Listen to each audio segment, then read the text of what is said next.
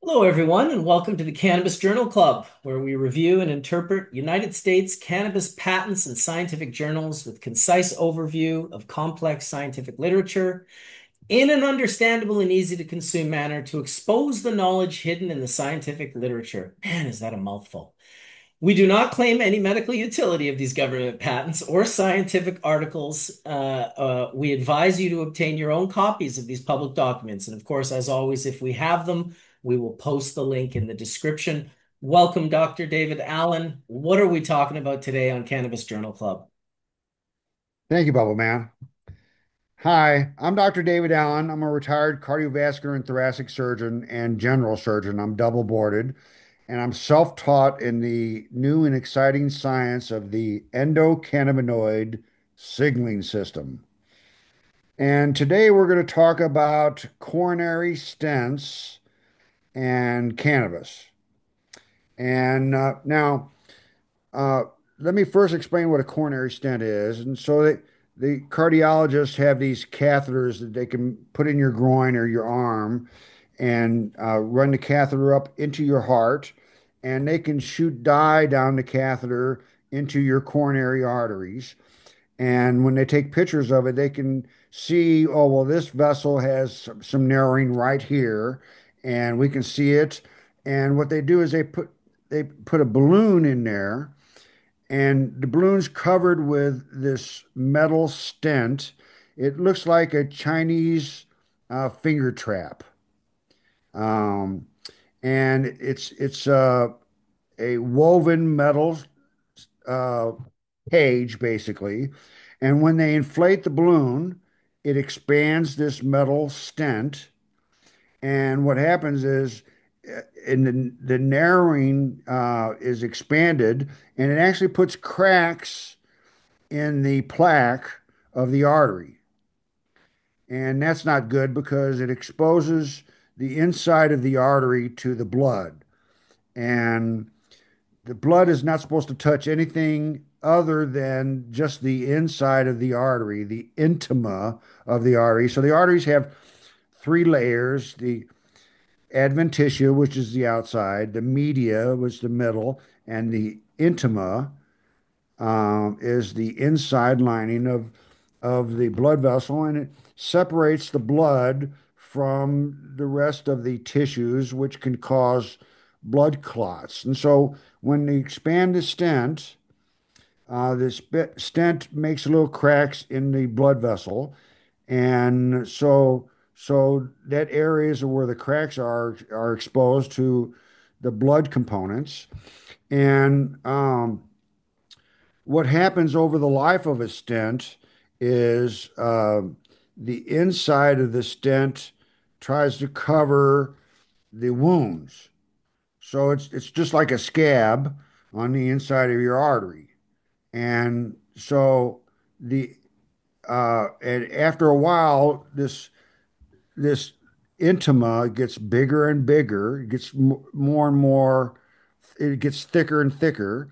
And eventually, what happens is it closes off the artery. The stent closes itself off because of this proliferation of the scar tissue that's trying to cover the open wound that the stent creates. And so, after a while, this proliferation of the intima gets so bad that it actually closes off the inside, the lumen of the artery, and it's called in-stent restenosis. And the cardiologists have developed these chemicals now that they can put on the stent itself. They can coat it with like a plastic or uh, and they can put chemicals in this coating that's on the stent. They call it a medicated stent. And the purpose of these medications are to prevent in-stent restenosis and prevent, recurrent heart attacks and stuff.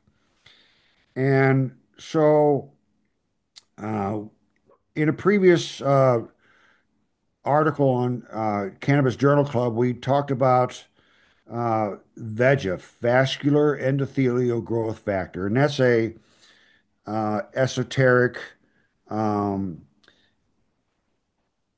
chemical that your body makes, and it's VEGF, vascular endothelial growth factor. And what it does is it causes um, it causes the blood vessels to the vascular endothelial growth factor. So you're trying to prevent the endothelium of the inside the stent, inside the artery. You're trying to prevent that from proliferating. So cannabis, CBD and THC both inhibit vascular endothelial growth factor. And so cannabis should prevent this in-stent stenosis by preventing vascular endothelial proliferation. So you're trying to stop this process of the artery healing itself. And by inhibiting VEGF, you could inhibit vascular proliferation, vascular endothelial proliferation. And so it's predictable that if they already have medicated stents, that at some point they will introduce stents coated with either THC or CBD, and that should prevent in-stent restenosis because um, CBD and THC prevents scarring. So it prevents scarring in the brain. We've already discussed it, U.S. patents that prove that CBD decreases the size of a stroke by 50%. So it decreases the size of dead tissue and scarring of the brain. There's other cannabis patents that show that it decreases the scarring inside a heart, decreases the scarring inside of a heart by 66%. So it decreases scarring in the brain by 50%, decreases the scarring in a heart by 66%. There's also studies that in hepatitis models, in cirrhosis models, that CBD decreases the amount of scarring in the liver by 66% as well. So apparently, CBD and THC both affect scarring. And so in the future, you're probably going to see a bunch of medical equipment coated with CBD and THC to diminish or prevent scarring. And so uh, I believe that CBD coated stents will at some time become a reality, and it will prevent restenosis of stents, in-stent restenosis. And it's also predictable that other medical equipment could be covered with cannabinoids and prevent scarring associated with putting other medical devices in the human body. Now, one thing, now this is just an idea, it's not reality at this time, but people that have kidney failure have to go on dialysis. And there's basically two methods of dialyzing a person. One is through the veins and arteries, and you suck the blood out and put it in a machine and dialyze the patient and give the blood back to the patient. It's kind of like being on bypass almost, actually. And that takes the creatinine out of the blood. The other way is through what's called peritoneal dialysis. And in your abdomen is coated by this um, by this tissue called um, uh, the peritoneum.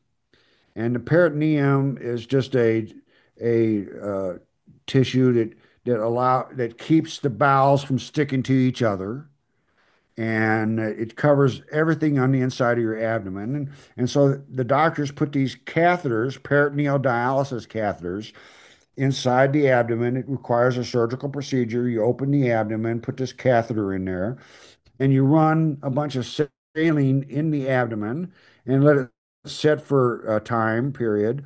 And then after a while, you drain the fluid out through that same catheter, and that removes creatinine from the body, and it's called peritoneal dialysis.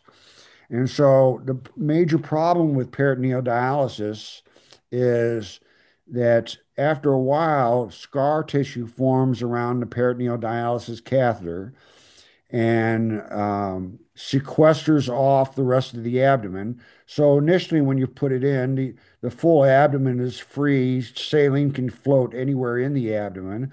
But after all this scar tissue forms, you have a smaller area where this fluid can be exposed to the peritoneum. And after a while, you try to put fluid in, and you can't put any fluid in, and fluid doesn't come out. And so what happens is people have to go under repeated surgeries to take the old catheters out and put a new peritoneal dialysis catheter in. And so it's predictable that since CBD and THC both affect fibroblasts and and so they inhibit fibroblasts, and